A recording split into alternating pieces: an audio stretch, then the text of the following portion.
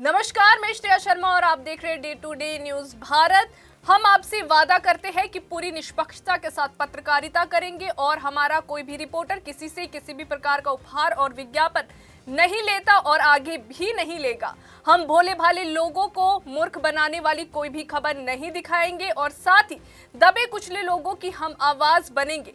हम लोकतंत्र के चौथे स्तंभ को मजबूत करने की पूरी कोशिश कर रहे हैं। नालागढ़ के पंजेरा में हंडूर पर्यावरण संस्था के अध्यक्ष मोहन शर्मा ने नेशनल हाईवे 105 पर करोड़ों रुपए के खनन घोटाले का सनसनीखेज खुलासा किया है। आपको बता दें कि आरटीआई के जरिए प्राप्त जानकारी के अनुसार सड़क निर्माण के नाम पर 2200 से अधिक जाली एम फॉर्म जो है वे जारी किए गए हैं, जिनके बिल एनएचएआई की वेबसाइट पर दर्ज करने पर एरर आता है। शर्मा ने आरोप लगाया है कि ठेकेदारों और एनएचएआई अधिकारियों की मिलीभगत से सरकारी धन की लूट हुई है।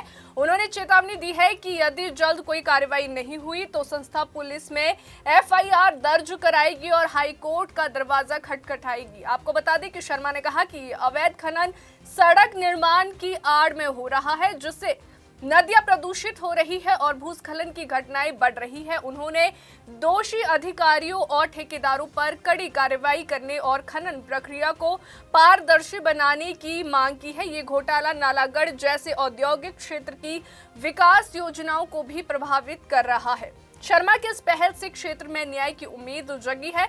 हिमाचल में हाल ही में झज्जर नदी में 1.25 करोड़ रुपए के खनन स्कैम जैसे कई मामले सामने आए हैं, जिनकी जांच आरटीआई और हाई कोर्ट की निगरानी में हो रही है। सरकार ने अभी तक इस मामले पर कोई आधिकारिक बयान जारी नहीं किया है, लेकिन आरटीआई की रिपोर्ट ने इस घोटाले को सार्वजनिक कर दिया है। नेशनल हाईवे पे NH 105 जो पहले NH 21A था, इसमें 6 नंबर ऑफ ब्रिजेस का निर्माण हुआ। हमने इस निर्माण के ऊपर जब आरटीआई डाली और हमने इसके ट्रांजिट फार्म चेक किए तो हमने पाया कि इनमें मैक्सिमम जो ट्रांजिट फार्म है वो जाली है, फेक लगाए हुए हैं। जब हमने इसकी माइनिंग साइट पे इंक्वायरी की तो उनका कोई भी रिकॉर्ड नहीं आया, जिसके संबंध में हमने शिकायत एक 20 फरवरी 2025 को ईमेल के माध्यम से की और ये शिकायत पे जो समाधान है उसके लिए ये NH नाहन एक्शन साहब को आया और उन्होंने जब इंक्वायरी की तो ये पाया गया कि इसमें 2200 फार्म जाली यूज हुआ है। 2200 फार्म मतलब कितनी क्वांटिटी आप आइडियल लगा सकते हैं कि करीबन 30,000 मैट्रिक टन का जो खनन सामग्री है वो जाली यूज हुई है। तो हमारा ये इस पे ये मामला था कि इतनी सामग्री आई कहाँ से, और अगर इतनी सामग्री के इन्होंने जाली फार्म लगाए तो जो मौजूदा एक्शन है, एसडीओ है, एई है, जेई है और अन्य कर्मचारी जिनकी ड्यूटी थी, उन्होंने इनको ये भुगतान क्यों किया इन जाली फार्मों के संबंध में।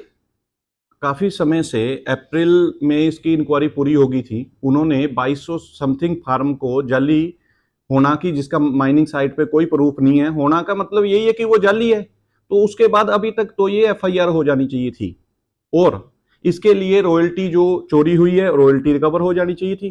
और इतने 2200 गाड़ी अगर जाली आई है तो कहां से आई? अब एक टिप्पर का 25,000 रुपया मिनिमम माइनिंग एक्ट में ही चलान है, तो ये तो 2200 गाड़ी आ गई, तो आप समझो ये करोड़ों रुपए की धांधली है और इस पे इमीडिएट काम होना चाहिए और इमीडिएट एफआईआर दर्ज होनी चाहिए। अगर ये एफआईआर डिपार्टमेंट नहीं दर्ज करता है तो मैं इन सब के खिलाफ जल्द एसएचओ नालागढ़ को एक कंप्लेंट दे रहे हैं, अगर उस पे जल्द से जल्द एफआईआर की मांग करेंगे। उन्होंने नकली फार्म दिखा के वहां पे ये दिखा दिया कि हमने ये मटेरियल अपने लीगल सोर्स से खरीदा है, जबकि जब हमने उन माइनिंग फार्म को साइट पे डाला तो उनका नो रिकॉर्ड, मतलब वो जाली क्रिएटेड किए हुए थे। ये तो फोर्जरी है डॉक्यूमेंट के साथ, वो भी किसके साथ? सरकारी दस्तावेज के साथ। ये सरकार का ये देशद्रोह का ही मुकदमा होना चाहिए इन पे। सरकारी तंत्र के साथ खिलवाड़ कर रहे हैं और सरकार का तंत्र उनमें मिला हुआ है। ये एई, ये जेई, ये एसडीओ, ये एक्शन, और जो अकाउंट ऑफिसर था उसने क्यों नहीं देखा इसको? उसकी जिम्मेवारी थी कि वो उसको चेक करे तब उसकी पेमेंट करे। हाईकोर्ट, माननीय हाईकोर्ट ने भी इसमें लिखा है कि कोई भी पेमेंट कॉन्ट्रैक्टर को तब तक नहीं होगी जब तक वो वैलिड ट्रांजिट फार्म ना लेके आए।